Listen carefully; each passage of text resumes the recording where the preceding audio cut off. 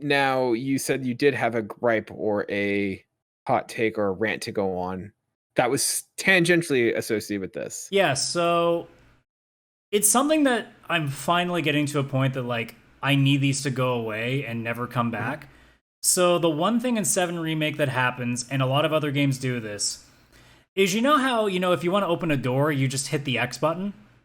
Mhm. Pretty basic shit. But then there's always that one thing that they say, but you gotta hold down the X button. Because we gotta immerse you in pulling that lever. Or you gotta tap that square button because you really gotta push that door open. We need to stop doing that. Yeah. Honestly, I'm with you in the sense that, and I call this the Destiny effect. Uh, Basically, this whole you have to hold down, try like this pissed me off when I was playing like things like Assassin's Creed, or I'm playing, like when you're playing like video games and they're like, you have to hold this to pick up the item. I'm like, no, like why would I, where is there a situation in the world that I do not want to pick up more ammo, or that I don't want to pick up a health kit? Like I don't want to hold triangle to pick up an Like, item. useful Like, items should just be automatic. It shouldn't even be a button mhm, prompt. It should just be, hey, that's ammo on the ground. Pick it up because you're going to want it. mhm. Yeah, that's totally the thing. And no, like I think there's a time and place for quick time events. I'm with you. Like they need, they're getting so, they're proliferating so much in terms of how many games are using them, and I don't think they're using them well, because having a situation where I just have to repeatedly press square or lose the game is not compelling or interactive gameplay. Um, what I would like to see in terms of quick time events is I'd like to see them be meaningful, in that I'm doing a quick time event and there's no fail state in terms of the quick time event, but the choice I make, like if I don't press it fast enough or if I do it wrong, there it changes something. So I'm trying to think of like a situation where, like think of like something, I'm thinking of like Spider-Man, and there's that one quick time event where you go and you're like shooting the webs, you press an R1 and R2, or sorry, Yeah, R2 like and when you're L2. trying to save like people from, or like when you're trying to take down like the bad guys that are running away in the car. And Mhm. if you do it Yeah, wrong, you still win, but you also take damage. Whereas yeah, if you do it exactly. right, the car stops and nothing happens. But I'm thinking of that one where you're fighting, like, is it like Mr. Negative or whatever? And like the helicopter and the crane's falling, and you're like shooting the webs to catch the helicopter. I don't remember exactly the full details, but like it's part of like the cutscene. And I think one, putting quick time events and cutscenes is good, because it makes it now just from going from a passive activity to now like you're engaged, you're active. It doesn't feel as disconnected Yeah, from the you're not just game. watching a movie. Exactly. And there's some games and some developers who maybe have too long of cutscenes that need to have some gameplay element, and that might be a way of doing it. But imagine if you had a situation where the QuickTime events dictated what happened in the story. So I'm thinking of like the Spider-Man one. Like, let's say you don't do the QuickTime events properly.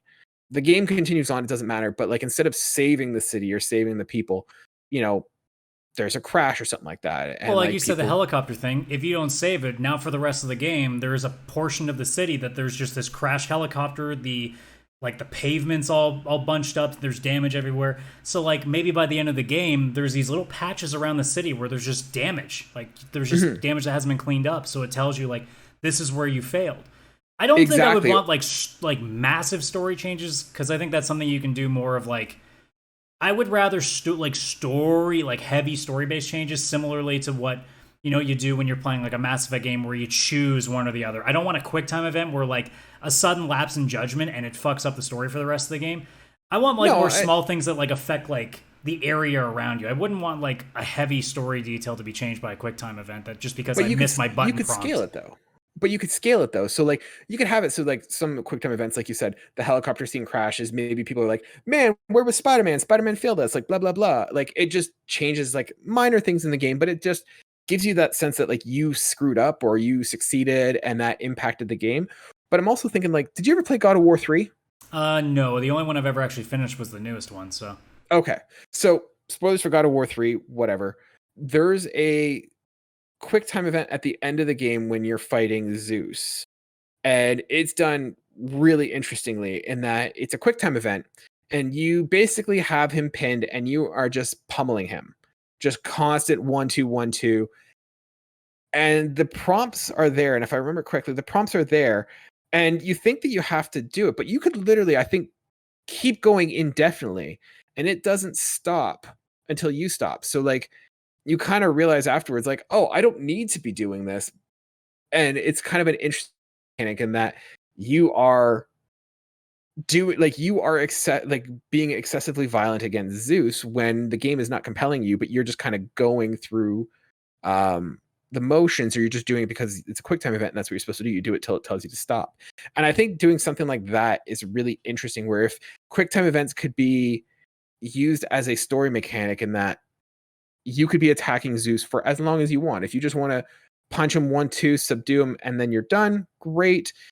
If you are wanting narratively to like just take out all your anger and frustration, and you could just go for, minutes to hours if you wanted to, theoretically. And I think that's where it does interesting choices. And so I think having this mindless, oh, press circle, press square, congratulations, you've subdued the enemy, that's boring. Yeah, I think if it's used in the context of like a cutscene, I think there's a lot of different ways you can use it.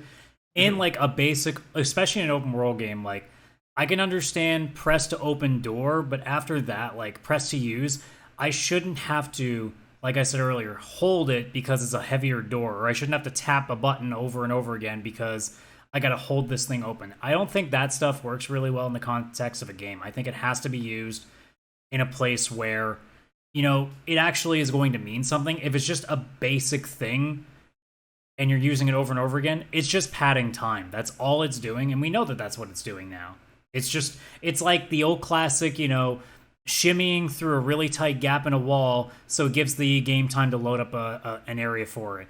It's the same thing with these hold open the door, like hold triangle to open door, like 7 Remake does, where it's just, you're wasting my time. I'm sure there's a reason for why you're making me do this, but you're wasting my time. Please stop. Like, I want to enjoy the game. I'm opening a door with the same button prompt, and now you need me to hold it down just because it's a lever and not a door? Like, get out of here. Like, there's got to be a different way of doing that. Yeah, I think that those, like, mindless, no consequence... Because, like, oftentimes when you fail those QuickTime events, there's no penalty, there's no consequence other than just do it again. And if that's the case, then what's the compelling choice in doing that? Yeah. And I don't think there is one. I think you're right. I think it's 100% just hiding some sort of save or like loading screen or something like that, which is fine. I know developers have like secrets to kind of hide their loading screens, but it sucks. It's not fun. So yeah, I'm with you. I thought it was a hotter take though. I thought there'd be more ranting.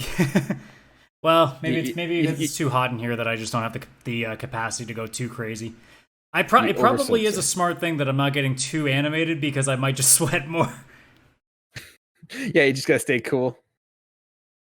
Yeah, let's not talk about Activision Blizzard. Then I'll be in here for another half an hour, and I'm literally going to be sweating buckets by the end of the show. Just beat red, yeah. All right, ladies and gentlemen, let us know what you think about QuickTime events. If you think that, how would you want to see them utilized? Do they kind of suck, or do they have their purpose? But remember, you have to always press F to pay respects. That much you have to do. Always press F.